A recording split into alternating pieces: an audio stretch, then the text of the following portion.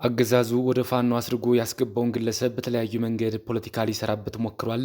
በደብረ ኤልያስ ከተማ የበርካታ ዜጎች መኖሪያ ቤት እንዲፈርስ ሀገር አፍራሹ የብልጽግና ስብስብ ወስኗል። ማረጉ ተማረ ክፍለ ጦር ከ20 በላይ የአገዛዙ ሰራዊት በመደምሰስ ከ35 በላይ በማቁሰል ታላቅ ድል ተጎናጸፈ። የአማራ ፋኖ ብሔራዊ ኃይል ምስራቅ አማራ ቀጠና ሚኒሊክ ዕዝ የመቄት ወረዳ ጊዜያዊ ህዝብ አስተዳደር ከህዝባዊ ውይይት መድረኮች ጎን ለጎን ልማታዊ ስራዎችን አጠናክሮ ቀጥሏል።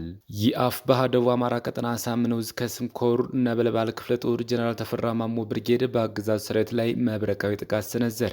በምስራቅ አፍሪካ በርካታ ቀጠናዎች ሰፊ የሆነ ፖለቲካዊ፣ ኢኮኖሚያዊና ማህበራዊ ችግሮች ከዕለት ወደ ዕለት እየጨመረ ሲሆን ቀጠናው በደካማ መንግስታት እጅ ወድቋል ተባለ። እስከ መጨረሻው ድረስ አብራችሁ ተቆዩ። እነዚህና ሌሎች ያልተሰሙ መረጃዎችን በዝርዝር እናስደምጣችኋለን። የሚዲያችን ተደራሽነት እንዲበዛ ቪዲዮን ላይክ፣ ቻናሉ ሰብስክራይብ እና ሼር እንዲሁም ኮሜንት መስጫ ሳጥን ድል ለአማራ ፋኖ የሚል አሴት እያስቀመጣችሁ አብራችሁን ሁኑ። እነሆ ወደ መረጃችን ገባን።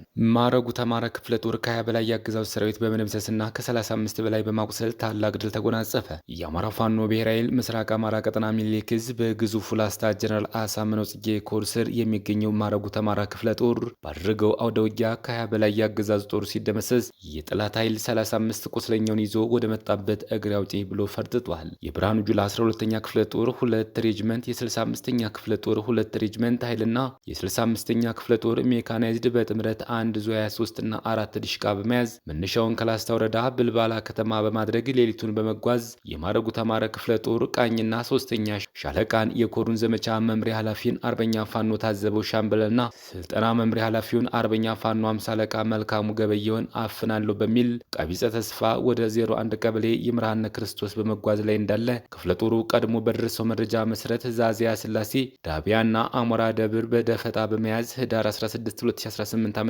ከንጋቱ 12 ሰዓት ተኩል እስከ አመሻሽ 12 ሰዓት ለሙሉ ቀን በተደረገ ትንቅንቅ ከ20 በላይ የጠላት ኃይል ሲደመሰስ ከ35 በላይ ቆስሏል። በዚህ አውደ ውጊያ ጠላት የማረጉ ተማረ ክፍለ ጦር ቃኝና 3ኛ ሻለቃን ከላይ የተጠቀሱ የኮር አመራሮችን ለማፈናቀዱ የመጣ ቢሆንም ጠላት ባላሰበውና ባልጠበቀው ራሱ ታፍኖ የማረጉ ተማረ ክፍለ ጦር ቃኝና ሁሉንም ሻለቃዎች በማሳተፍ ጠላት በወገን ክንድ ሲቀጠቀጥ ውሎ ወደ መጣበት ፈርጥጧል። የአፋብኃ ደቡብ አማራ ቀጠና አሳምነው ዕዝ ከስም ኮር ነበልባል ክፍለ ጦር ጀነራል ተፈራ ማሞ ብርጌድ በአገዛዙ ሰራዊት ላይ መብረቃዊ ጥቃት ሰነዘረ።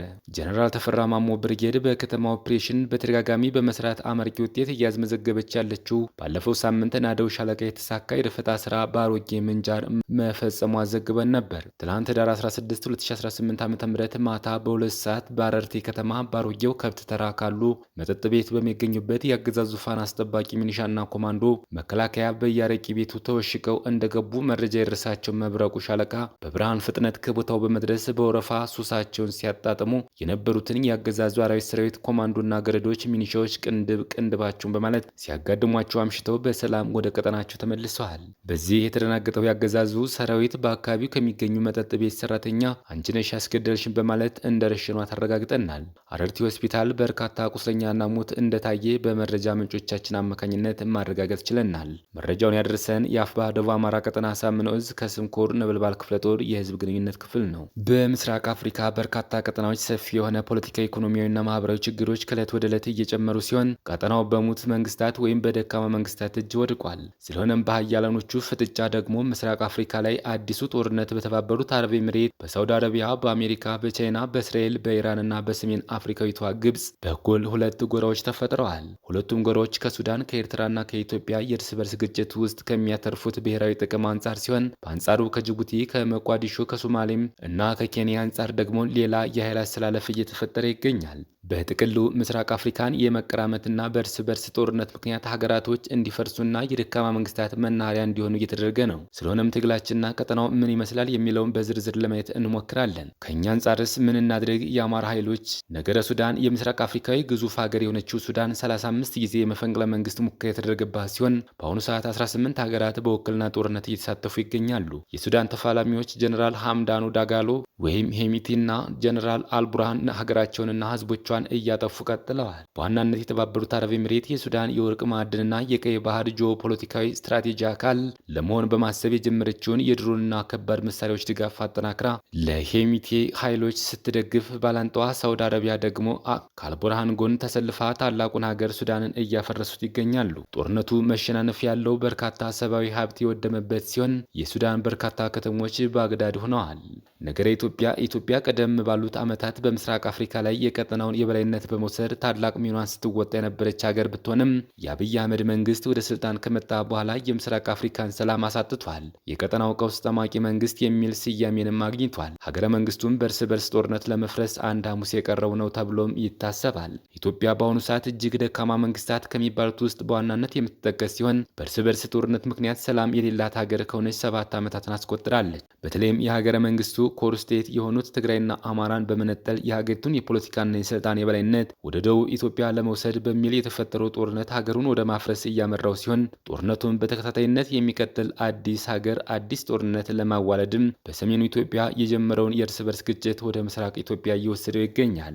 ሰሞኑን በድሬዳዋ በጅቡቲና በኤርትራ ድንበር አካባቢዎች አዳዲስ ትንኮሳዎችን ለመፍጠር በብልጽግና ኃይሎች በኩል አንዳንድ የሳተላይት ምስሎች እየታዩ ነው። ኢትዮጵያ እንደ ሌሎች ሀገሮች በታሪክ ሸሚያና በውጮች ጣልቃ ገብነት ሳይታወቅ በድንገት ልትፈርስ የምትችልበት አጋጣሚ ብዙ ነው የሚሉ በርካቶች ናቸው። በአሁኑ ሰዓት አብይ አህመድ አዲስ ጦርነት ለመፍጠር እንቅስቃሴ የጀመረ ሲሆን በተለይም ከኤርትራና ከትግራይ ኃይሎች የጀመረው እሰጥ አገባ ወደ ጠቅላላ ጦርነት ሊያመራ መሆኑ የተረጋገጠ ሲሆን አወዛጋቢ የሆኑ ሽማግሌዎችንና ሽምግልናዎችንና ደግሞ ወደ ኤርትራና ትግራይ እየላከ መሆኑ ታውቋል። የእንግሊዝ የአሜሪካና የኬንያ አሸማጋዮችን መላኩ የተረጋገጠ ነው። በእርግጥ እንደ ቀጠና ብቻ ሳይሆን በምዕራባውያን በኩልም አዳዲስ ጫናዎችን ለመፍጠር እየተሰራ መሆኑ ግልጽ ነው። ነገረ ኤርትራ በምስራቅ አፍሪካ ውስጥ ካሉት ሙት አገዛዝ የተሻለና ጠንካራ ስትሆን ከውጮች ጣልቃ ገብነት አንጻር ተገማች አይደለችም። ነገር ግን ከሱዳኑ አልቡርሃንና ከግብጽ ጋር ባላት ወታደራዊ ስትራቴጂና አጋርነት ተነስታ ከብልጽግናው ኃይል ጋር አይቀሬ ጦርነት ውስጥ ሊገቡ የሚችሉበት ሁኔታ እንዳለ ይታወቃል። የብልጽግናው መንግስት የስም ማጥፋት ዘመቻና ክስ የአስመራውን መንግስት ሰላም ነስቶታል። ኤርትራ ሉዓላዊ ሀገር ሆና እስከ ቆየችበት ጊዜ ድረስ በቀይ ባህርና በአሰብ ወደብ ላይ ያላት ተጽዕኖ ፈጣሪነት ከሰጥቶ መቀበል መርህ ውጭ በጉልበት ለመጠቅለል በአብይ አህመድ መንግስት በኩል ያልተገደበ የጦርነት ጉሰማ በአስመራው መንግስት በኩል በጥንቃቄ እየታየ ሲሆን ብልጽግና የሀገር ውስጥ ሰላሜን ያጣሁት በኢሳያስ በኩል በሚደረግ ድጋፍ ነው በሚል ክስ በፓርላማና ለሀገራት ኤምባሲዎች ሲከስ ይሰማል። በተለይም የሀገሪቱ ትልቅ ምክር ቤት ላይ የሚሰሙት ዛቻዎች እና ፍሬቢስ ትችቶች ለአስመራው መንግስት በቂ ዝግጅት እንዲያደርግ እድል ሰጥቶታል።